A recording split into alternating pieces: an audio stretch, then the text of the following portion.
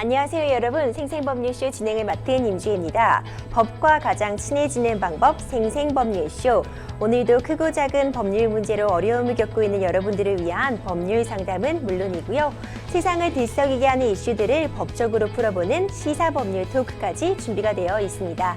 법률과 관련해 궁금한 내용이 있으신 분들은 상담 전화 02-557-8295번으로 연락 주시거나 법률방송 홈페이지 접속 후 법률상담 클릭 또는 아래 하단으로 나가고 있는 law.lowtv.kr 메일로 상담 문의 주시기 바랍니다. 각 분야 전문 변호사가 무료로 성심성의껏 상담을 드리니까요. 많은 참여 부탁드립니다. 지금 이 방송은 유튜브를 통해서도 실시간으로 함께 방송되고 있으니까요. 많은 시청 부탁드리고 유튜브를 통한 소통의 창구도 활짝 열어두겠습니다.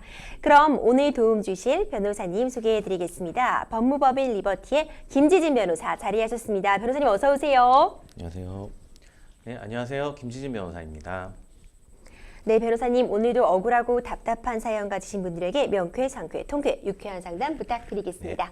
그럼 오늘 접수된 상담 내용들 저와 함께 미리 만나보시죠.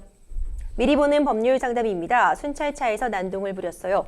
당신을 유괴범으로 체포합니다. 끝날 때까지 끝난 게 아닌 진료비 청구, 별교 중인 아내의 대출까지 오늘 정말 다양한 분야의 상담들이 접수가 되었습니다.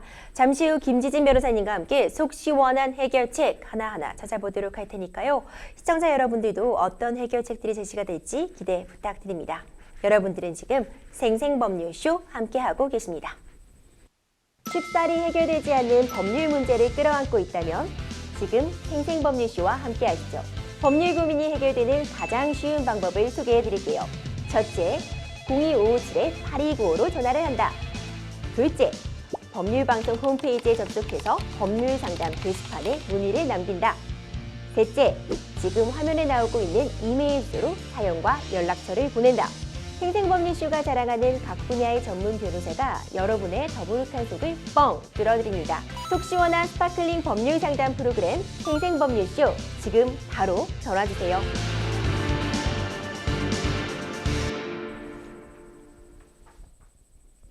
생생법률쇼 첫 번째 순서는요. 법과 관련된 상식들에 대해 굵고 짧게 알아보는 시간 준비되어 있습니다. 매주 화요일에는 지금 가장 뜨거운 이슈 하지만 아직 통과되지 못한 법안들에 대해 알아보는 법률 인사 준비되어 있습니다. 김지진 변호사님 오늘은 어떤 내용 준비해 오셨나요? 네, 저희가 이제 순살 치킨은 참 좋아하는데 네. 요즘 얘기 나온 이제 순살 건물 이런 얘기들이 나오면서 좀 굉장히 좀 비난의 대상이 되고 있는데 최근 건설 현장에서 철근을 적정량 사용하지 않아 논란이 된 아파트를 바로 이제 순살 아파트라고 이제 풍자 섞인 용어로 부르곤 하죠. 이와 관련된 이제 계류 법안들이 많이 존재하는데 오늘은 이런 법안들에 대해서 좀 알아보도록 하겠습니다. 네, 정말 너무 화가 나는 부분이죠. 순살 아파트 이게 뭔가요? 전 심지어 변호사님 어떤 얘기 들었냐면요. 철근이 아예 없었던 것은 아니라 일부 부족했던 거니까 순살은 아니라는 거예요. 네. 정말 황당하다 이런 생각했었는데 100% 순살은 아닌. 말도 안 되는 이야기죠. 부실공사로 파악된 일단 순살 아파트 이 현황부터 좀 짚고 넘어가야 될 것 같아요. 네, 맞습니다. 전국에 이제 15곳 정도에서 이제 소위 이제 순살 아파트가 이제 확인이 됐는데 국토교통부는 30일 이제 LH 서울지역본부에서 원희룡 장관 주재로 공공주택 긴급 안전점검 회의를 열어서 전국 이제 91개 단지를 총 조사한 결과 위와 같은 사실이 확인됐다고 밝혔습니다. LH에 따르면 2017년 이후 무량판 구조의 아파트 총 91개 단지를 조사했는데요. 이 중에 35곳은 이미 준공이 됐고요. 그리고 56개 곳은 현재 이제 공사 중에 있습니다. 이 단지들에 대해 지난 5월 3일부터 국토부와 이제 LH가 합동 점검을 벌였고 앞서 말씀드렸듯이 총 15개 단지에서 있어야 할 철근, 전단 보강근이라고 하는데요. 이것이 부족한 것으로 드러났습니다. 총 수도권 8개 단지 그리고 지방은 7개의 단지에 해당합니다. 요즘에 이제 무량판 구조라는 게 뉴스에도 상당히 많이 나오고요. 도대체 이게 뭔가 네. 이제 궁금해하시는 분들이 많은데 소위 말해서 이제 무량판 쉽게 얘기해서 보가 없는 겁니다. 이렇게 기둥 세로로 세워진 걸 우리가 건축에서 기둥이라고 하고요. 네. 그 기둥 위에 또 천장을 받쳐주는 이 보거를 보라고 가로로 되어 있는 걸 이제 보라고 하는데 이 이제 보가 없이 기둥으로만 이제 무게를 받치는 구조이기 때문에 이 경우에 중요한 게 이런 걸 무량판 구조라고 일단 하고 예를 들어 보가 없는 경우 이 무량판 구조의 경우에는 이 기둥 떠받치는 중간 중심에 있는 기둥이 굉장히 좀 튼튼해야 됩니다. 네. 그래서 이 기둥을 받치는 보강 공사를 이제 전담 보강근이라고 하는데 네. 이 부분들이 굉장히 좀 부실해서 좀 위험도가 높아져 있는 상황인 거죠. 그래서 이 전담 보강근의 설치가 굉장히 좀 필수적이고요. 이제 인천 검단 아파트 주차장이 최근에 문제가 됐는데 네. 이 경우에도 지하 주차장 기둥 이제 32개. 좀 전에 말씀드린 그 가장 이 무게를 받치는 무량판 구조에서 중요한 이 기둥인데 32개 전부에 이제 철강이 보강근이 들어가야 되는데 최소 19개 정도 이 전담 보강근이 빠져 있었다고 합니다. 네. 그래서 이번 점검에서 적발된 15개 단지 중 10개 단지는 설계상 철근이 아예 빠져 있었고 다른 5개 단지는 구조 계산이 제대로 되지 않거나 설계 도면에 전담 보강근 표기를 아예 누락한 걸로 드러났습니다. 그래서 원희룡 장관은 LH의 잘못한 설계와 감리 책임자에 대해 가장 무거운 징계 조치와 함께 즉각 수사 의뢰 또는 고발 조치하라고 이제 촉구하였습니다. 그렇군요. 변호사님 정말 심각한 상황이다 이렇게 말할 수 있을 것 같은데 일단 부실 공사를 방지할 수 있는 또는 관계자들을 좀 엄히 다스릴 수 있는 그런 제도 정비 시급해 보이는 상황입니다. 그럼 이번 순살 아파트 이 부실 공사와 관계되어 있는 그런 법안들 설명 부탁드릴게요. 네, 이게 이제 사실 어제 오늘 얘기는 아닙니다. 최근 뉴스에 많이 나와서 그렇지. 지난해 이제 광주에서 화정 아파트 이제 붕괴 사고도 있었고 여러 가지 이제 부실 시공 문제가 대두된 지는 꽤 오래됐기 때문에 국회에서도 이런 것에 대한 심각성은 인지하고 여러 가지 이제 법률 등을 제안은 한 바는 있습니다. 그래서 좀 내용들을 살펴보면 네. 그 엄태영 의원이 제안한 이제 건설산업기본법 일부 개정 법률안 이제 이런 대표적인 안이 있는데요. 이 안을 조금 살펴보면 불법 하도급은 과다한 공사비 삭감과 이에 따른 부실 시공으로 이어지면서 건설 현장 또는 완공된 건축물 등의 붕괴 등 대형 사고를 초래해서 국민의 안전을 위협하고 있다는 이런 문제 의식하에 이런 법안이 제출이 되었습니다. 그런데 현행 법률들은 그 불법 하도급을 한 이제 시공자만을 처벌하도록 규정하고 있어서 건설 현장에서의 불법 하도급 관행을 근절하기에 부족한 측면이 있다는 의견이 계속해서 제시가 되고 있었고요. 또 불법 하도급을 하거나 받지 않도록 발주자, 수급인과 도급인, 하도급인 간 법률을 준수하도록 의무를 부과하고 네. 위반 행위에 대해 더욱 강력한 행정상의 제재나 처벌이 필요하다는 의견이 제시되어서 이번 법률안에는 이런 실제 시공한 사람뿐만 아니라 네네. 여기 연루된 수급인, 하도급인 또 재하도급을 받은 경우 이런 경우까지도 처벌 규정을 마련해서 보다 강력한 제재 조치를 총해 이 불법 하도급으로 인한 사고를 방지하자는 취지가 담겨져 있습니다. 그렇군요. 그러면 하나하나 좀 어떤 내용들이 법안에 좀 구체적으로 담겨 있는지도 간략히 좀 짚어주시죠. 네, 관련된 이제 주요 내용들을 조금 하나하나 좀 상세히 살펴보면요. 첫 번째는 이제 불법 하도급이 적발 시 처벌 대상을 하도급 관리 의무를 이행하지 않은 원도급 업체뿐만 아니라 적법성 확인 의무를 하지 않은 하수급 업체와 또 불법 행위를 지시하거나 공모한 발주자 및 인허가권자까지 이제 처벌 범위를 대폭 이제 확대했습니다. 또 수급인의 하도급에 대한 관리 사항을 구체적으로 정하여 실질적인 관리 의무를 또 부여하였고요. 또 하도급 제한 의무를 위반한 자와 부실 시공을 한 자의 수주 기회를 제한하기 위해 공공공사에 대한 하도급 참여 제한 대상에 불법으로 하도급을 하거나 하도급을 받은 자와 부실 시공을 한 자까지도 포함하도록 하였습니다. 또 불법 하도급으로 인한 부실 시공으로 사망 사고가 발생한 경우 원도급자가 불법 하도급을 지시 공모한 경우에는 피해액의 5배, 관리 의무를 이행하지 않은 경우에는 3배 이내에 징벌적 손해배상 규정을 만들어서 이러한 배상 책임을 또 부과하도록 하였습니다. 마지막으로 불법 하도급에 대한 행정처분 및 벌칙 등 처벌 수준을 강화하고 불법 하도급 현장에서 부실 시공으로 중대한 손괴를 발생시켜 5명 이상 사망한 경우 등록을 말소하도록 하는 행정적 규제 또한 마련하였습니다. 그렇군요. 사실 작년인가요? 광주에서 이제 아파트가 건축 중에 붕괴되는 그런 끔찍한 끔찍한 사고도 있었습니다. 올해도 잇따라 이런 붕괴 사고, 부실 시공, 철근 없는 아파트 등의 문제가 확인이 되면서요. 관련 법안이 정말 많이 발의가 되고 있는 걸로 알고 있습니다. 근데 법안 통과는 좀 지지부진한 상황인가요, 변호사님? 네. 요거 관련해서도 이제 계류적인 법안들이 좀 있는데 국회 국토교통위원회 등에 따르면 부실 시공 재발 방지, 또 처벌 강화, 또 건설사와 감리사의 안전관리 책임 강화 등을 골자로 하는 부실공사 방지법이 총 15건 가량이 이제 국토위에 현재 계류 중에 있습니다. 특히 여야가 지난해 1월 광주 화정아파트 붕괴 사고 이후 잇따라 발의한 관련 법안들이 있는데요. 이것에 대한 논의도 사실 좀 지지부진한 상태입니다. 대표적인 것이 건설산업기본법 개정안인데 국토위 여당 간사인 국민의힘 김정재 의원은 5명 이상 사망 사고가 발생할 경우 부실공사 처벌 수준을 강화하고 부실시공으로 영업정지 또는 과징금 등의 행정처분을 받은 자의 공공발주공사 하도급 참여를 제한하는 내용의 개정안을 발의한 바 있고요. 또 광주를 지역구로 두고 있는 더불어민주당 민영배 의원도 건설사 부실시공으로 5명 이상 사망사고가 발생한 경우 이를 등록 말소 사유로 규정하는 개정안을 발의하고 있지만 이런 내용들이 현재 국회에서의 논의가 좀 답보된 상태로 있습니다. 그렇군요. 그렇다면요, 그냥 이런 개정안들이 논의만 되고 있는 그런 상황이라고 봐야 될까요? 네, 현재도 이제 심사가 제대로 진행이 되고 있지 않은 측면이 있는데요. 그 민주당 조어섭 의원이 지난해 6월 발의한 주택법 개정안도 발의 1년이 넘도록 소위에 발의 이제 묶여 있습니다. 해당 법안 내용을 좀 보면 감리자의 시공 관리 안전 의무 강화를 위해 주기적으로 실태 점검을 실시하도록 하는 내용이 담겨 있는데요. 건설 현장에서 발생하는 사고의 근원적 해결책 마련을 위해 발주자의 감리 책임을 강화하는 내용의 건설 안전 특별법 제정안 역시 2020년 9월 발의 이후 3년간 논의가 멈춰져 있습니다.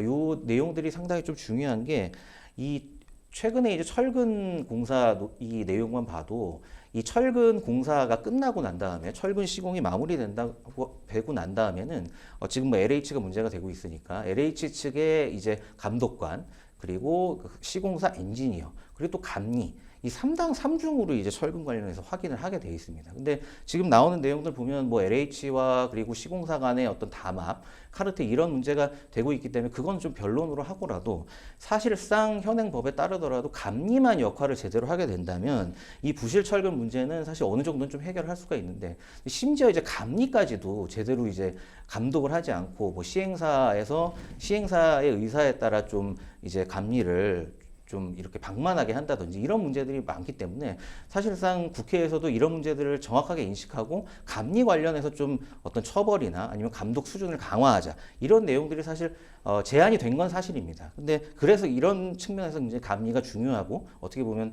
효율적인 제재를 할 수도 있는 중요한 수단인데 이런 관련된 논의들이 좀 현재 국회에서 단지 이제 소위에서 제대로 논의되고 있지 않다 이런 부분들이 가장 큰 좀 아쉬운 점이라고 볼 수가 있습니다. 그렇군요. 정말 가장 편안함을 느껴야 할 공간이 주거, 집이 무너져 내린다면 이거 얼마나 공포스러운 상황입니까? 국회도 관련 법안들 신속하게 처리하겠다고 밝힌 만큼요. 어떻게 진행될지 생생법률 이슈에서도 함께 지켜보도록 하겠습니다. 지금까지 가장 뜨거운 이슈, 그와 관련돼 아직 통과되지 못한 법안들에 대해 알아보는 법률인싸 함께했습니다. 다음 순서는요. 생생법률쇼의 자랑이죠. 성심성의 전화상담 이어가 보겠습니다. 전화 바로 연결해 볼게요. 상담자님 여보세요. 네, 여보세요. 네, 안녕하세요. 여기는 생생법률쇼입니다. 네, 상담자님 어떤 내용 궁금해서 전화 주셨을까요? 저 다름이 아니라 제가 이제 순찰차를 타서 네네네. 이제 공무집행을 했다라고 경찰에 폭행을 하고 그 기물을 파손을 했다라고 하는데 네네. 제가 이제 이 정신병에 대한 이 트라우마가 있어가지고 네. 제가 그거를 기억을 못 하고 있었어요. 네. 그런데 일단은 제가 알고 싶은 건 일단은 그 순찰차에는 그 블랙박스가 의무화가 돼 있지 않나 싶어요. 네네. 근데 그거에 대해서 이제 조사를 받을 때 그런 거에 대해서는 아예 언급을 안 하시더라고요. 네. 그럼 상담자님 좀 정리해 보자면 이제 순찰차에 끌려가시게 된 경위 같은 건 또 있을까요? 이제 경위가 이제 저희 그 가정 폭력 사건으로 인해서 네네. 분리 조치를 하는 도중에 네. 나라에서 하시는 임시 거처하는 곳이 있더라고요. 네네. 네, 이제 거기를 가는 도중이었는데 제가 이제 저희 누님들로 인해서 네. 정신병원에 강제 입원이 된 적이 있어요. 하루 동안. 네네. 그래갖고 이제 순찰차를 타고 이제 저는 잠이 들어서 술을 한 먹었었거든요. 네네. 잠이 들어서 이제 거의 다 왔을 때쯤에 그 경찰관분들이 네. 저희 누님이랑 통화하시는 소리를 듣고 제가 그때 이제 발작을 일으켰다고 그러더라고요. 네. 그 경찰관의 말씀은. 그 발작을 일으키면서 제가 그 경찰관들을 폭행을 하고 차를 부수려고 하고 그랬다고 말씀을 하시더라고요. 네. 근데 제가 정확하게 기억한다고 말씀드린 거는 제가 유리창을 발로 찬 거는 기억이 납니다. 네. 근데 이제 경찰 분들에게 폭행을 가했다. 이거는 전혀 제 기억이 없거든요. 아, 그러시군요. 한단장님이 좀 정리해 보자면 이제 순찰차에 탑승하셔서 이동하는 중에 그리고 상단장님께서는 유리창을 발로 찬 정도의 기억만 남아 있고 이후에는 전혀 기억이 없는데 지금 뭐 경찰관을 폭행했다는 등 뭐 기물을 파손했다는 등 이런 혐의를 지금 받고 계셔서 순찰차 내부나 뭐 주변에라도 어떤 블랙박스나 CCTV 같은 걸 확인해서 좀 혐의를 벗고 싶으신데 이런 부분 협조가 안 되고 있다고 지금 말씀해 주신 것 같아요. 네, 지금 어떻게 좀 해결해 볼 수 있을지 이런 영상들을 확보할 방법은 있는지 김지진 변호사님께서 옆에서 내용 같이 들으셨거든요. 네, 함께 좀 알아보도록 하겠습니다. 네, 안녕하세요. 김지진 변호사입니다. 네, 네. 안녕하십니까. 예, 안녕하세요. 그 내용 잘 들었고요. 예. 네. 그래서 이런 뭐 CCTV나 이런 게 있어서 조금 어떻게 보면 누명일 수도 있고 이런 거를 좀 벗고 싶으시다 그런 말씀이신 것 같은데, 네, 근데 일단 제가 정신이 아예 그냥 놨다라고 말씀들을 하시다 보니까 네, 저도 솔직히 그거는 기억이 안 나고요. 경찰을 폭행했다는 거는. 네, 그러니까 저도 네. 뭐라고 말씀을 못 드리겠는데 네, 그쪽 분들은 이제 제가 폭행을 했다 네. 이렇게들 말씀을 하시더라고요. 네, 그러니까 내용을 제가 조금 옆에서 계속 듣고 있었는데 어쨌든 임시 거처로 또 뭐 가족 간에 조금 갈등이 있어서 이제 임시 거처로 좀 옮기시는 그런 과정 중에 이제 갑자기 어떤 과거 트라우마가 좀 떠오르면서 그거로 인해서 이제 뭐 약간의 기물을 파손하거나 아니면 경찰관하고 좀 신체적인 접촉이 있었다 이런 말씀을 하시는 것 같아요. 내용은 맞죠? 예. 예, 맞습니다. 네, 그런 과정인 것 같고. 근데 이제, 선생님께서 이제 기억하시기에 뭐 유리창을 이제 친 거나 이런 부분은 기억이 나는데, 뭐, 실제 그 차 안에 있던 뭐 경찰관을 폭행하거나 이런 부분은 전혀 기억이 없으시다는 거죠. 네네. 알겠습니다. 제가 그 조금 더 여쭤보고 싶은 게 있는데, 혹시 네. 이제 약주를 네, 조금 드셨던 것 같은데, 네네네. 어느 정도 술을 드셨죠? 당시에? 제가 근데 어느 정도 취할 정도였어요. 아주 그냥 많지는 아니었고요. 예, 예. 취할 정도였고, 예. 그 정도였었죠. 아, 그러니까 뭐 기억이 안 난다거나 예를 들어 뭐 심신 상실의 상태에 이른다거나 이 정도의 만취 상태는 아니시라는 거죠? 예. 네네네. 그거는 다 기억을 하고 있습니다. 예, 그건 아니고. 근데 그러면 이제 이 술을 드신 거하고는 특별히 상관이 없고 제가 볼 때는 당시에 이제 어떤 과거 트라우마로 인해서 심각한 어떤 정신적인 이런 충격 이런 걸로 인해서 본인의 어떤 행동이나 이런 부분이 잘 기억이 안 나시는 그런 상황인 것 같거든요.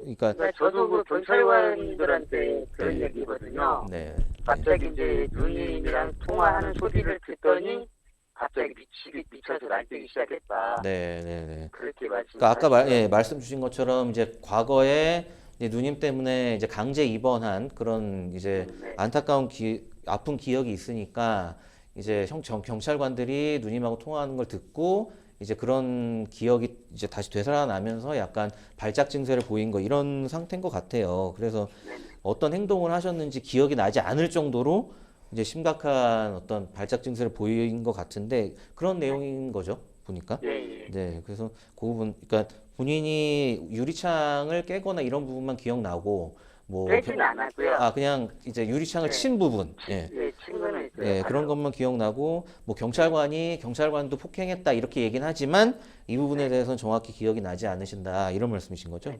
네네.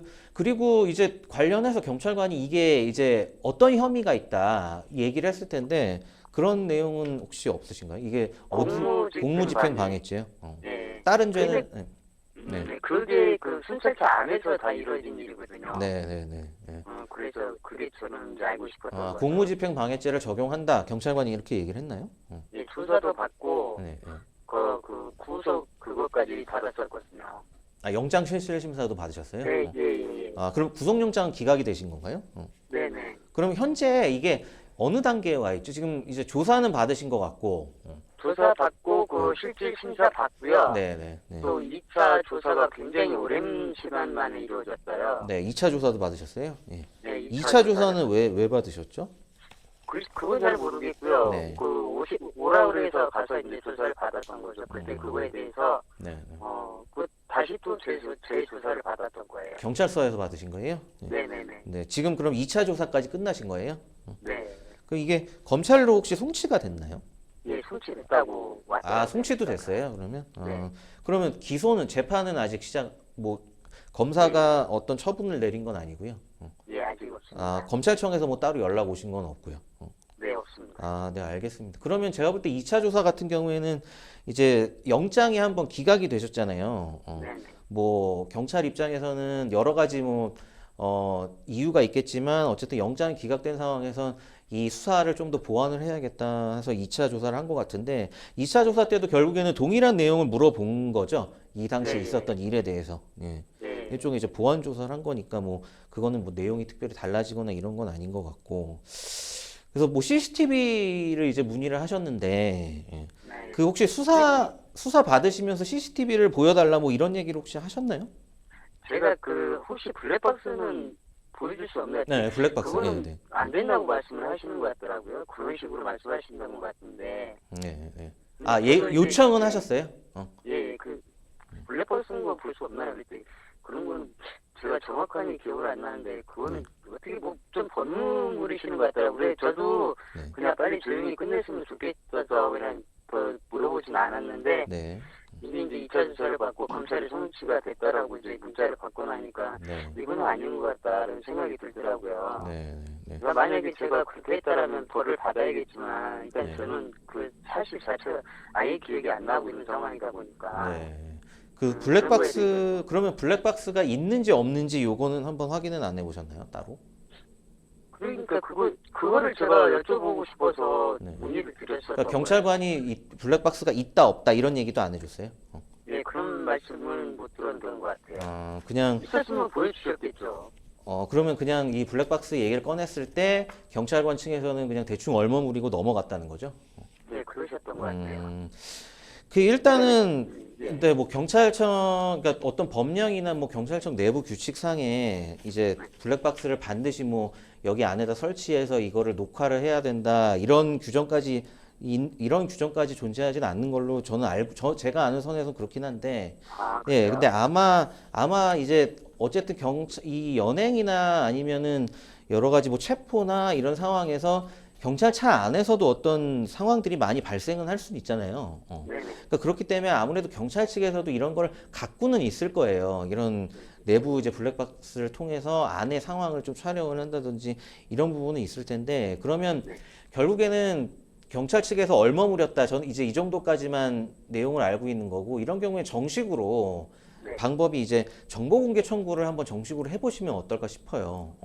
이게 뭐냐면, 그러니까 이게 경찰 쪽에 이게 쉽게 설명을 드리면 꼭 블랙박스의 어떤 영상물이 아니더라도 지금 조사 받으셨잖아요. 조사 받을 때 조서를 쓰셨잖아요. 그 조서 같은 경우에도 내가 그 조서 그냥 주세요. 내가 조사받은 조서라도 내가 그냥 이거 조서 복사해 주세요 하면 경찰 쪽에서 바로 주지 않아요. 이제 그거를 확보하려면 정식으로 정보공개 청구라는 걸 하셔야 돼요. 물론 온라인상으로 할 수 있어서 이제 굉장히 좀 간편하게 바뀌었는데 그게 어쨌든 내가 조사받은 거 그냥 나 이거 복사해 주세요 한다고 이제 받을 수 있는 게 아니고요. 심지어 지금 2차 조사까지 받으셨지만 내가 그 받은 내용에 대해서 확인하고 싶으니까 달라 할 때도 정보공개 청구를 하는 게 맞거든요. 그러니까 이 경우에도 경찰이 명확하게 있다 없다 얘기도 안 해주고 줄 수 있다 없다 이 여부도 확인을 안 해줬으니까 이럴 때는 그냥 일단 정보공개 청구를 정식으로 하셔서 당시 상황에 CCTV 영상이 있으면 왜냐하면 이 부분은 질문자님 말씀하셨듯이 굉장히 중요한 게 뭐 유리창을 두드린 거는 뭐 그거 자체로 약간의 뭐 공공집행 방해가 될 수도 있겠지만 경찰관을 폭행한 건 또 다른 문제거든요. 그렇죠. 예, 이게 이제 인정될 경우에는 굉장히 좀 처벌 수위가 높아지기 때문에 더군다나 지금 기억이 안 나시잖아요. 네네. 그러면 이거를 정확하게 입증을 하는 거는 경찰관의 역할이 수사기관의 역할이거든요. 아, 예. 입증 책임은 수사기관에 있어요. 내가 입증해야 되는 게 아니고 피고인은 사실은 그냥 가만히 있으면 되고 이제 수사기관에서 이런 폭행이 있었다는 걸 입증을 해야 되는데 지금 상담자님께서 알고 계시는 내용만 봤을 때는 이 폭행을 입증할 유일한 증거는 경찰관의 진술밖에 없거든요. 그리고 이제 제가 2차 조사 때 그 네. 경찰관 그 형사분이 그러면은 그런 그 트라우마로 인해서 네.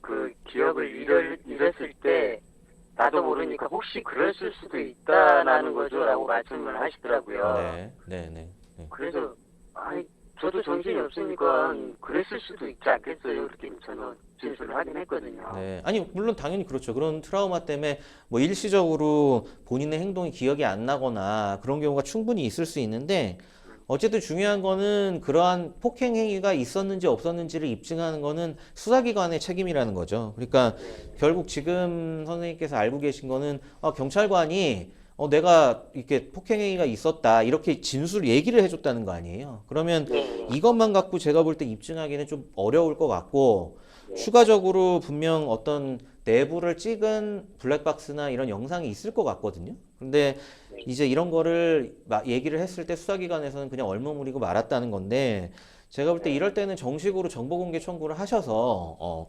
이 부분은 이제 간접 증거나 이런 걸로 볼 수 없고 어떻게 보면 폭행 행위 유무에 대한 직접 증거에 해당하는 부분이라 정말 이게 있다고 한다면 수사기관에서도 방어권 보호를 위해서 어쨌든 피의자한테 보여줘야 되는 게 맞긴 맞거든요. 그렇기 때문에 이런 부분은 제가 볼 때 정식으로 정보공개 청구를 하셔서 이 영상을 달라 얘기를 해보시고 그러면 이제 정말 있는지 없는지도 확인할 수가 있어요. 정말 없다면 내부의 영상이 없다면 어쨌든 이 정보공개 청구에 대한 공식적인 답변을 해야 되기 때문에 수사기관도 이거에 대해서 뭐 있다 없다 이런 최소한의 존재 유무에 대한 답변도 들을 수가 있기 때문에 일단 이 경우에는 경찰에 계속 뭐 직접적으로 전화를 하시거나 뭐 찾아가셔서 이거를 내놓으라 하지 마시고 그냥 깔끔하게 정보공개 청구를 하셔서 이 영상이 있으면 방어권 행사를 위해서 내가 필요하니까 나한테 먼저 보여달라 이렇게 얘기를 하시는 게 제가 볼 때는 지금으로선 가장 좋은 해결책 같고 그렇게 해서 만약에 영상이 없다 영상이 없다 하면 어쨌든 지금 질문자 선생님께서 선생님의 폭행이 있었다고 입증할 수 있는 증거라 함은 영상이 없다고 치면 결국에는 당시 현장에 있던 경찰관들의 진술밖에 없거든요. 그러면 이런 진술 부분에 있어서는 여러 가지로 이제 어떤 수사기관 제출한 증거를 피의자나 피고인은 재판에 가게 되면 이제 피고인이 되니까 피고인은 이거를 탄핵만 하면 돼요. 이건 진술밖에 없으니까 난 신빙할 수 없고 이것만 가지고 내 폭행 행위를 충분히 입증한 거라고 보기는 어렵다. 이렇게 이제 계속해서 변론을 해 나가는 거거든요. 그래서 이런 부분 분명하게 영상에 관해서는 좀 확인을 하시고 그리고 지금 검사가 이거를 기소 여부도 아직 확정이 안 된 거잖아요. 송치가 됐다라고 그러니까 송치는 된 건데 이걸 재판에 넘길지 안 넘길지는 이제 검사가 결정을 해야 되는 거니까 이런 부분 아직 기소가 되기 전에 정식으로 정보공개 청구를 하셔가지고 영상의 유무를 먼저 좀 확인하시는 게 지금으로서는 가장 필요한 절차일 것 같습니다. 근데 선생님도 말씀하시기를 아니 경찰관이 거짓말 하겠습니까? 그러면서 계속 그렇게 뭐라고 치시긴 하더라고요. 아니 그러니까 그건 이제 경찰관이 지금 이제 본인의 진술밖에 아직은 확인을 못한 거잖아요. 그러니까 그 추가적인 어떤 증거, 영상이나 이런 게 있는지는 저희 피해자분께서 요청하셔서 확실하게 확인을 해보시는 게 훨씬 도움이 된다. 이제 이렇게 조언을 드리겠습니다. 감사합니다. 네, 상담자님 상담 여기까지 진행하도록 하겠습니다. 잘 해결되시기 바랄게요. 감사합니다. 네, 감사합니다. 네, 상담자님도 답답하신 부분이 있으시겠어요. 좀 기억이 잘 나지 않으시는 상태다 보니까 이 부분을 눈으로 좀 확인하고 싶으신 그런 상황인 것 같거든요. 변호사님 마지막으로 상담자님께 좀 조언 한 말씀 부탁드리겠습니다. 네, 이게 이제 이 사건 같은 경우에 이 영상이 어떤 피의자의 방어권 행사를 위해서 굉장히 중요한 부분입니다. 그러니까 지금 폭행행위가 있었냐 없었냐 이 부분은 나중에 어떤 형량을 결정하거나 공무집행방해죄에서 어떤 구속여건에 굉장히 중요한 요소이기 때문에 이 부분은 수사 자료가 예를 들어 있다 한다면 피의자의 방어권 보호를 위해서는 분명 공개가 돼야 될 사안이고, 그래서 이런 경우 예전 같은 경우에는 이런 내부 규칙이 정해지기 전에는 이제 본인의 진술이다 하면 뭐 그 자리에서 간혹 복사를 해주기도 했어요. 뭐 네네네. 조서나 아니면 영상이나 이런 거, 예를 들어 본인이 직접 들어가 있는 영상이다 하다면. 근데 요즘 같은 경우에는 이렇게는 안 되고 내부 수사 규칙이 이제 변경이 돼서 어떤 자료든 정식으로 정보공개 청구를 해야 되고, 그리고 특히 본인이 해당하는 영상이나 이런 수사 자료 조서 같은 경우에는 웬만하면 수사기관에서도 제출을 해주기 때문에 이런 부분에서는 꼭 정식적인 절차, 그러니까 정보공개 청구권을 꼭 사용하셔서 이제 관련 자료들을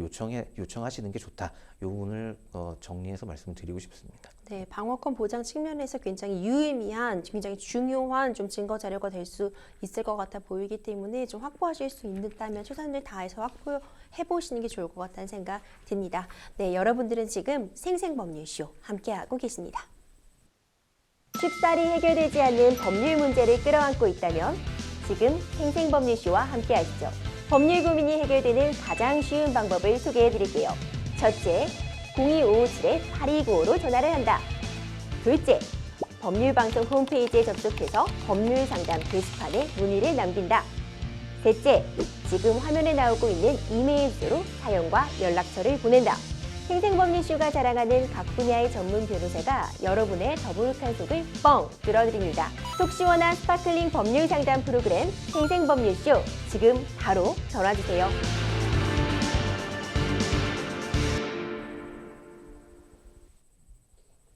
생생법률쇼, 이번에는 법률방송 이메일을 통해 접수된 여러분들의 고민 함께 풀어가 보겠습니다. 저는 얼굴이 순하고 착하게 생겨 처음 보는 사람마다 어디서 많이 뵌 분 같다고 하는 말을 자주 듣고 사는데요. 이러한 얼굴을 갖게 된 것이 죄인 건지 어느 날 퇴근하던 길에 갑자기 나타난 형사 2명이 느닷없이 당신을 어린이 유괴범으로 체포한다고 합니다 라고 외치더니 저를 근처 경찰서로 연행해 갔습니다. 유괴범의 인상착의를 기억한 목격자들이 경찰에 말해준 인상이 저와 비슷했기 때문인데요. 용의자와 인상착의가 비슷하다는 이유로 사람을 이렇게 마음대로 체포해도 되는 건가요? 어머니, 이런 사연 접수가 되었어요. 퇴근길에 정말 적잖이 당황하셨을 것 같은데 수사기관에서 일단 인상착의가 유사하다는 이유로 이렇게 체포하는 것이 가능한 건가요? 일단 우리 판례를 보면은 이렇게 뭐 혐의가 있으면 체포를 할 수 있죠. 당연히 범죄 혐의자는 체포를 할 수 그렇죠. 있는데 체포할 때 분명히 이제 객관적인 증거를 필요로 한다 하는 이제 우리 판례가 있습니다. 네. 그 내용을 보면 단순히 범인과 인상착의가 비슷한 것만으로는 부족하고 네네. 냉정하고도 주도 면밀한 주의를 기울여 범인과의 동일성 여부를 판단하여야 하고 또 그 판단은 상당히 객관적인 근거를 가지고 있어야만 한다라고 우리 이제 판례가 판시를 하고 있고요. 네. 관련해서 이렇게 객관적인 근거가 없을 경우, 좀 전에 이제 뭐 저도 이제 어떤 근거로 체포를 했는지는 정확하게 모르겠지만 이 내용만 봤을 때는 그냥 단순히 예를 들어 뭐 유괴범하고 인상이 비슷하다, 네. 이런 정도의 판단만 가지고 체포를 한다 하면 이 판례에 따르면 어떤 객관적인 근거가 있다고 보기는 조금 어려울 것 같고, 그렇다 한다면 이 판례는 결국엔 불법행위 관련된 판례였거든요. 그러니까 네. 불법행위로 인한 일종의 손해배상 책임이 인정될 수도 있는 그런 사안일 것 같습니다. 그렇군요. 왜 변호사님, 우리가 구속, 뭐 체포 이런 얘기들 뉴스에도 자주 나오는데 이 형사소송법상 사람을 구속할 수 있는 그런 제도는 어떤 것들이 있는지 한번 짚어주시면 도움될 것 같아요. 네네, 이제 이 기회에 뭐 몇 가지 좀 정리를 해드리면 좋을 것 같은데, 일단 체포 같은 경우에는 이제 3가지 정도로 나누어 볼 수가 있습니다. 물론 이제 체포와 구속은 다른 거니까 구속은 좀 뒷부분에 설명을 드릴게요. 일단 첫 번째는 우리 형사소송법상의 현행범 체포입니다. 근데 이건 뭐 너무 당연한 거죠. 예를 들어 뭐 눈앞에 예를 들어 도둑이 있다, 소매치기를 경찰이 발견했다, 그런 경우에는 바로 쫓아가서 체포를 하는, 우리가 뭐 영화에서 이렇게 막 쫓아가가지고 현행범 체포를 한 다음 수갑을 채우잖아요. 이런 경우가 이제 현행범 체포에 해당하고요. 두 번째는 이제 영장에 의한 체포입니다. 우리 형사소송법 제200조의 2인데요. 피의자가 죄를 범하였다고 의심할 만한 상당한 이유가 있고 또 정당한 이유 없이 출석 요구에 응하지 않거나 응하지 아니할 우려가 있을 때 검사가 이제 판사에게 청구해서 체포영장을 정식으로 발부받아서 피의자를 이제 체포를 할 수가 있습니다. 그러니까 이제 현행범은 아니지만 범행에 상당한 그 의심이 들고 그리고 그런 경우에는 보통 경찰에서 이제 임의 출석을 요구를 하는데 몇 시에 출석해서 이런 혐의에 대해서 조사를 받으십시오 하는데 여기에도 응하지 않고 그래서 도주 우려도 있다 할 때는 검사가 청구한 영장에 따라서 정식으로 체포를 할 수가 있고요. 이런 경우에는 이제 체포하고 48시간 안에 정식으로 구속하려면 구속영장을 청구를 해야 됩니다. 마지막으로 이제 긴급 체포인데요. 네. 형사소송법 제200조의 3에 해당하는데 검사 또는 사법경찰관은 피의자가 사형, 무기 또는 장기 3년 이상의 징역이나 금고에 해당하는 죄를 범하였다고 의심할 만한 상당한 사유가 있고 또 증거를 인멸할 우려 또는 도주의 우려가 있을 때는 긴급 체포를 할 수가 있습니다. 그리고 역시 긴급 체포도 이제 체포 이후에 구속 수사를 하기 위해서는 48시간 안에 정식으로 구속영장을 청구를 해야 됩니다. 여기서 긴급 체포와 이제 영장에 의한 체포가 다른 점은 긴급 체포에 같은 경우에는 사형, 무기 또는 장기 3년 이상의 금고에 해당하는데, 그러니까 상당한 이제 중범죄에 해당하는 경우에 네. 이제 체포를 할 수 있는 거고요. 이게 이제 현실 사례를 좀 들어드리면 예를 들어 검찰청의 예전 같은 경우엔 이제 수사권 조정이 되기 전에는 검찰청에서 이런 뇌물죄나 네. 굉장히 좀 높은 형량의 죄에 관해서 수사를 막 정치인이나 이런 분들을 수사를 하다가 이런 정치인들이 예를 들어 뇌물죄를 부인한 뇌물죄가 네. 형량이 굉장히 높거든요. 그런 경우에는 그 자리에서 바로 긴급 체포를 하는 경우가 대부분이었습니다, 사실. 그래서 뭐 중수부에 한번 들어가면 나오지 못한다, 뭐 이런 얘기들 좀 옛날 얘기긴 한데요.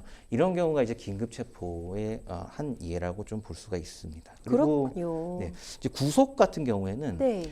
이 체포와 구속에 대한 어떤 차이점을 좀 설명을 드려야 될 것. 체포 같은 경우에는 어떻게 보면 임시 조치입니다. 네. 그 사람 신병을 확보하기 위해 말씀드렸듯이 48시간이라는 제한이 이제 있듯이 임시적으로 이제 신병을 확보하는 거고요. 구속은 뭐냐면 일종의 수사나 아니면 뭐 재판으로 넘어간다면 뭐 도주 우려나 아니면 실제 어떤 형량이 부과되는 경우에 이런 임시적인 사유보다는 어떤 수사상의 사유, 이 사람이 예를 들어 가만히 놔뒀을 때는 뭐 도주할 우려도 있을 것 같고 사안도 굉장히 중대하다 이럴 경우에 체포와 별도로 구속영장을 법원에서 발부를 받아서 정식으로 법원을 통해서 어떤 수사상의 어떤 신병을 확보하는 조치, 이게 바로 이제 구속이라고 볼 수 있고요. 구속 같은 경우에는 원칙적으로 주관이 법원입니다. 법원. 이 부분에서 많이 이제 좀 헷갈리시는 경우가 네. 있는데, 물론 뭐 영장 같은 경우 검사가 청구하는 게 맞긴 하지만 최종적으로는 법원이 이거에 대해서 판단을 하게 돼 있기 때문에 이 구속 사유 같은 경우에도 우리 형사소송법상에 보면 제70조에서 어떤 법원의 권한으로 명시를 해놓고 있기 때문에 이런 부분은 좀 체포와 구분해서 이제 생각을 하시는 게 좀 좋을 것 같습니다. 그렇군요. 그러면 체포가 될 때요. 통상 체포가 될 때 어떤 절차를 거쳐서 이루어지는지 좀 궁금하거든요. 네. 뭐 영화에서 많이 나오지만 그러니까 미란다 원칙이라고 하는데 이제 체포 관련해서 이런 고지나 이런 그렇죠. 절차들을 많이 좀 궁금해하십니다. 근데 이게 형사소송법에도 명확하게 이제 좀 정의가 되어 있습니다. 형사소송법 제200조의 5를 보면 체포와 피해인 사실 등의 고지라는 제목의 항목인데요. 이제 검사 또는 사법경찰관은 피의자를 체포하는 경우에 피의 사실의 요지, 체포의 이유, 또 변호인을 선임할 수 있음을 말하고 변명할 기회를 줘야 한다. 이게 바로 이제 소위 말하는 그 미란다 원칙에 해당하는 거고요. 우리 형사소송법상에서 명확하게 이제 규정을 하고 있습니다. 그렇군요. 그렇다면 이 미란다 원칙 같은 거를 고지하지 않은 체포는 불법적이다 이렇게 볼 수 있는 건가요? 네, 그렇게 볼 수가 있습니다. 왜냐하면 이제 형사소송법, 그러니까 어떻게 보면 이제 절차상의 규정인데요. 그래서 이런 절차상의 규정을 이제 하나라도 위배하는 경우에는 이 영장의 어떤 효력 자체가 문제가 되는, 사실상 불법 체포, 또 불법적인 어떤 구속에도 이를 수 있는, 이제 구속에도 영향을 줄 수 있는, 그러니까 체포 자체가 불법이면 이게 또 구속 네. 사유에도 영향을 줄 수가 있기 때문에 그래서 이런 미란다 여러 가지 어떤 체포 관련된 법적 절차적인 요건들, 아까 말씀드렸듯이 뭐 48시간 안에 구속 영장을 청구해야 한다 이런 절차적인 요건들도 있지만 이런 미란다 원칙 같은 어떤 본인의 어떤 법적인 권리 이런 부분이 제대로 고지가 안 되는 것도 어떤 절차상의 하자라고 볼 수 있고요. 그렇게 되면 이렇게 미란다 원칙을 제대로 고지하지 않고 체포가 이루어지는 경우에 어떤 절차상 하자로 인해 체포 자체가 위협하게 되는 경우가 발생할 수가 있습니다. 그렇군요. 변호사님, 그렇다면 경찰에 체포가 되면 무한정 있을 수 있는 건 아니잖아요. 네, 어떤 맞습니다. 기한이 정해져 있을 것 같은데 경찰서에 얼마나 머물게 되는 건가요? 네, 아까 말씀드렸듯이 이제 추가적으로 신병을 확보한 이후에 뭐 수사를 한 다음에 그래도 이 사람의 신병을 계속해서 확보를 해야 필요성이 있다. 굳이 그럴 필요성이 있다고 하면 별도의 구속영장을 청구해야 됩니다. 그래서 아까 뭐 긴급 체포든 체포 영장에 의한 체포는 현행 체포든 어쨌든 우리 형사소송법상에는 체포는 이제 48시간 동안만 할 수 있도록 규정이 돼 있고요. 그 이후에도 계속해서 신병을 확보할 필요성이 있다 하면 별도로 이제 검사가 이제 법원에 영장을 청구해서 별도의 이제 구속영장을 따로 발부받아야 합니다. 그렇군요. 이 잘못된 체포로 인해서 물질적, 정신적 손해를 입었다면 경찰에게도 손해배상을 청구하는 그런 시도도 가능할까요? 네, 할 수 있습니다. 아까 서두에 말씀드렸던 그런 판례인데요. 이 문제가 있다고 하면 결국에는 민사상 불법 행위로 인한 손해배상의 어떤 대상이 되는 거고요. 특히 이 사례를 보면 우리 판례가 어떤 체포에도 이제 임시 조치긴 하지만 그래도 분명히 객관적이고 상당한 이유가 있어야 된다고 설시를 했는데 그렇지 않고 단순히 이 사람이 그냥 좀 인상 차이가 비슷하다 네. 아니면 딱 보기에 그런 것 같다. 그냥 이런 객관적인 증거 없이 현행범을 체포했다. 그리고 나중에 결국에는 이 사람이 그런 범인이 이런 범죄자가 아닌 것으로 밝혀졌다. 이럴 네네. 경우에는 굉장히 어떤 정신적으로 큰 고통을 받은 거잖아요.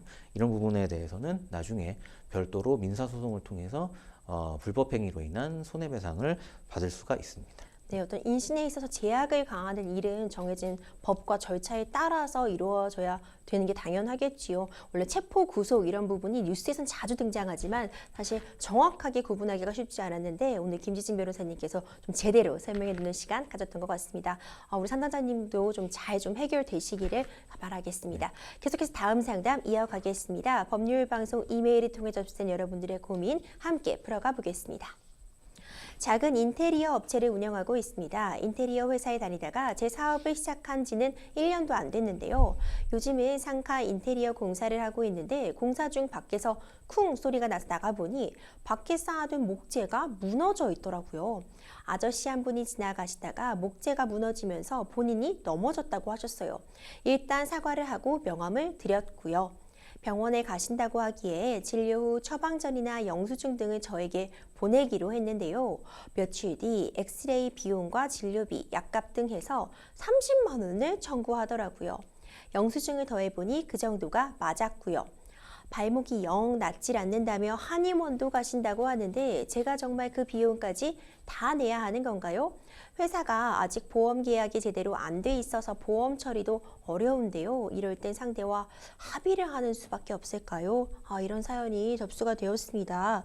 길거리를 걷다가 또는 이제 입간판이나 사연처럼 공사 자재들 쌓여 있는 게 무너지거나 하면서 이제 예기치 못하게 이렇게 다치시는 경우가 종종 발생하나요, 변호사님? 네, 그런 경우들이 이제 덜어 있죠. 위 사례도 있지만 뭐 보행 중에 이런 적재된 어떤 이런 물건들이 좀 쏟아지거나 아니면 뭐 무너지거나 하면서 뭐 좀 다치거나 하는 경우도 있고 아니면 이런 방치되어 있던 어떤 자재들로 인해 뭐 걸려서 넘어지거나 이렇게 해서 좀 사고를 당하거나 하는 경우들이 실제 사례에서도 좀 덜어 있습니다. 그렇군요. 근데 상담자님 입장에서 보면은 전혀 의도하지 않았는데 의도치 않게 상해를 입힌 그런 상황이란 말이죠. 이런 경우에도 어떤 상해의 책임을 지게 되는 건가요?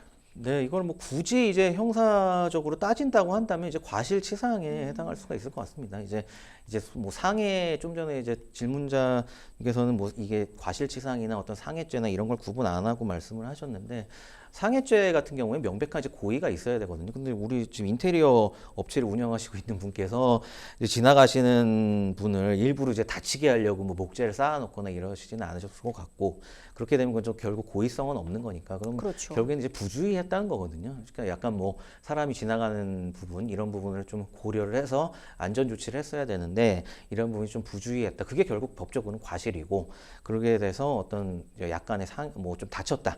그런 경우에는 늘 과실치상이고요. 결국에는 뭐 우리가 요즘 뭐 TV에서도 많이 나오지만 강아지가 예를 들어 보행자 지나가다가 뭐 보행자를 물었을 때 이런 경우도 마찬가지로 강아지한테 이제 지나가는 사람을 물어라고 시키진 않잖아요. 그런 그렇죠. 경우에도 똑같이 이거 비슷하게 이제 과실치상을 적용해 볼 수 있는 그런 사안이라고 볼 수 있습니다. 그렇군요. 변호사님, 만약에 인테리어 업체에서 지금 상담자님께서는 보험 같은 게 안 들어 있다고 말씀하셨는데 보험이 들어 있었다면 보험 처리가 가능했을까요? 그럼요. 이런 이제 건축업자나 인테리어 하시는 분들은 이런 상황들이 이제 덜어 있습니다. 네. 이런 것까지 다 뭐 적재물까지 완벽하게 안전하게 관리하기도 좀 어렵고 덜어 이제 이런 것들로 인해서 이런 사고들이 발생하기 때문에 관련한 보험들을 보통 한두 개씩 좀 들기도 하시는데 그래서 그런 보험을 들어 놓으셨다고 한다면 이제 보험이 되냐 안 되냐 제일 중요한 건 보험의 어떤 범위 보험의 어떤 보장 범위일 텐데요. 이런 관련 뭐 건축이나 인테리어로 인한 보험들은 당연히 이 과실치상의 경우, 법적으로 이런 경우죠. 우리가 이제 업주께서 약간의 부주의로 인해서 제3자가 이제 다치는 경우 이런 경우를 커버할 수 있도록 하는 보험이기 때문에 당연히 이런 경우에는 예를 들어 실제로 보험을 들어놓으신 경우에 해당한다면 대부분의 이런 보험들은 과실치상 같은 경우에 실제 보장 범위로 삼고 있기 때문에요. 이런 부분들은 실제로 보험을 통해서 어떤 처리가 될 수 있고 어떤 뭐 나중에 말씀드리겠지만 이제 손해라는 것도 결국에 뭐 치료비 그다음에 이 다치신 분이 실제로 일을 못 하시게 된 일실 손해라고 하죠. 그 일실 손해와 이 위자료 이 세 가지로 구성이 되어 있고 보험에서도 이 세 가지를 전부 다 이제 보통 커버를 하기 때문에 보험이 들어 있는 경우에 이 과실치상 부분도 보험을 통해서 좀 해결을 할 수가 있습니다. 그렇군요. 만약에 좀 다쳤다는 이분이 무한정으로 진료비 뭐 관련해서 피해 보상을 요구하신다면 상담자님 입장에서는 또 좀 부담이 되실 수 있는 상황인데 이럴 때 좀 합의를 통해서 해결하는 게 좋을까요? 네, 사실 그게 가장 좋습니다. 좀 전에 말씀 주셨듯이 딱히 이제 보험은 아직 가입을 안 하신 것 같긴 한데 보험사를 통해서 우리가 이제 교통사고가 났을 때도 보험사를 통해서 처리하는 게 사실 어떻게 보면 제일 간편하잖아요. 근데 그게 제일 좋은데 지금 그런 상황은 아닌 것 같고 근데 계속해서 지금 뭐 어떤 일정 부분 합리적인 부분의 치료비까지는 당연히 부담을 하시는 게 맞는데 좀 전에 얘기가 나왔지만 뭐 한의원도 한번 가보신다고 하고 또 그러다 며칠 있다도 딴 데가 아프다 또 이렇게 얘기가 나올 수도 있기 때문에 이런 부분에 있어서는 사실 명확하게 합의를 하는 게 가장 좋습니다. 그래서 여기서 말씀드린 합의를 하면 이제 합의문에 어떤 합의의 범위를 한정하는 거 이게 굉장히 중요하거든요. 좀 전에 말씀드렸듯이 여기에서의 합의의 내용은 합리적인 상당의 치료비와 그리고 이 피해자 다치신 분이 뭐 일을 하시고 계시다면 이 피해로 인해 일을 못했던 기간에 대한 보상 그리고 약간의 이제 정신적인 손해배상으로서 위자료 이 부분인데 이런 부분을 합의문에 명확하게 이제 확정을 하는 거지. 이 세 가지를 전부 통합해서 합의를 하고 예를 들어 이 합의 금액을 100만 원 뭐 예를 들어서 100만 원으로 한다. 그래서 합의의 범위를 한정하는 게 가장 좋고요. 그리고 합의가 또 의미가 있는 게 이렇게 합의의 내용을 확정을 하게 되면 이 이상의 위자료를 청구할 수는 없다. 그러니까 이 부분으로 확정을 하고 더 이상의 위자료를 청구할 수 없고 또한 이 일을 위배하는 경우에는 뭐 이렇게 해서 또 위약을 하게 된다. 이렇게 해서 추가적인 어떤 계속해서 합의를 요구하거나 합의 금액 요구하는 부분에 대한 방지, 네. 이제 보장 조항까지 들어가게 되니까 제가 말씀드리는 건 단순히 이렇게 합의합시다 구두로 이렇게 두 분이 하시는 거 이런 거 말고 정확하게 지금 말씀드리는 합의의 내용을 명확하게 할 수 있는 합의서 이렇게 이런 걸 쓴다고 한다면 굉장히 도움이 많이 될 것 같습니다. 그렇군요. 합의와 관련해서 생생법률쇼로도 많은 분들이 물어봐 주시는 그런 대표적인 질문인데 어떤 합의의 방식이 따로 있는 것인지 합의에 정해진 내용이 법적으로 있는 것인지 궁금해하시는 분들 참 많아요. 네, 합의라는 거는 뭐 말 그대로 양 당사자 간의 어떤 의사가 합치하는 걸 합의라고 하는데 이걸 꼭 합의서를 어떻게 꼭 써야 된다 이런 법률상 규정은 없습니다. 이게 뭐 어떤 요식행위를 필요로 하는 건 아니고요. 뭐 쉽게 얘기해서 두 분이 구두상 합의를 해서 법률상 효력의 문제는 없습니다. 다만 합의서를 작성하고 아니면 합의를 한다 하면 좀 전에 말씀드렸듯이 그런 몇 가지 법적인 내용들은 들어가는 게 굉장히 좋습니다. 그래서 첫 번째는 이 손해배상, 그러니까 결국 손해배상 합의인데 보면 이 손해배상의 구체적인 내용은 어디까지인지 쉽게 말씀드려서 아까 손해 삼분설에 따라서 진료비는 얼마로 하고 그다음에 일실수익은 얼마로 하고 그다음에 위자료는 얼마로 한다 해서 정확하게 이 합의, 이 사고로 인한 합의의 금액은 얼마로 한다. 이게 가장 중요하고요. 그리고 두 번째는 합의가 됐다고 하면 그 이후에 딴소리를 못하게 만드는 게 중요한 양 당사자 마찬가지입니다. 합의를 이제 피해자나 이제 문제를 일으킨 측이나 서로 나중에 딴소리를 안 하는 게 중요하기 때문에 나중에 이 합의를 어길 때 어떻게 할 것인지 그래서 위약금 조항을 거는 경우가 많은데 위약금을 넣던지 해서 이 합의의 어떤 보장적 효력을 갖추는 거. 요 두 가지가 어떻게 보면 합의의 내용에 있어서는 가장 중요하다고 볼 수 있습니다. 네, 변호사님 마지막으로 상담자님이 좀 제일 궁금해하실 부분일 것 같은데 상대방이 합의에 응하지 않고 계속해서 치료비를 요구하면 어떻게 대응하는 것이 가장 좋을까요? 네, 그러니까 이 부분이 상담자님께서 제일 고민이 많으실 것 같고 뭐 한의원 얘기도 나오고 했을 때 가장 중요한 게 일단은 본인 합의 의사는 분명히 하시고 좀 전에 말씀드렸듯이 제가 볼 때 이거는 법률적 조력을 좀 받으셔서 네. 여기에서의 손해배상의 정도는 이 정도고 그다음 추가적으로 이 합의를 지키기 위해서는 이렇게 합시다는 합의 내용을 좀 일단 전달해서 합의하고 싶다는 정식적인 의사를 표현하시는 게 제가 볼 때 가장 좋을 것 같습니다. 네, 결국 합의라는 것이 정해진 양식이나 절차는 없지만 어쨌든 양 당사자의 의견을 가장 잘 조율하셔서요. 서로 이제 서로가 다 이해할 수 있는 선에서 좀 잘 해결되시면 좋을 것 같고 상담자님도 너무 당황하셨을 것 같은데 아무쪼록 잘 좀 해결되시기 바라겠습니다. 생생법률쇼 오늘도 많은 분들의 상담 전화 계속 걸려오고 있습니다. 도움이 필요하신 분들은 주저하지 마시고 연락 주시기 바랍니다. 오늘 함께해 주신 김진행 변호사님 고생 많으셨습니다. 감사합니다. 생생법률쇼 준비한 소식은 여기까지입니다. 시청해주신 여러분 고맙습니다.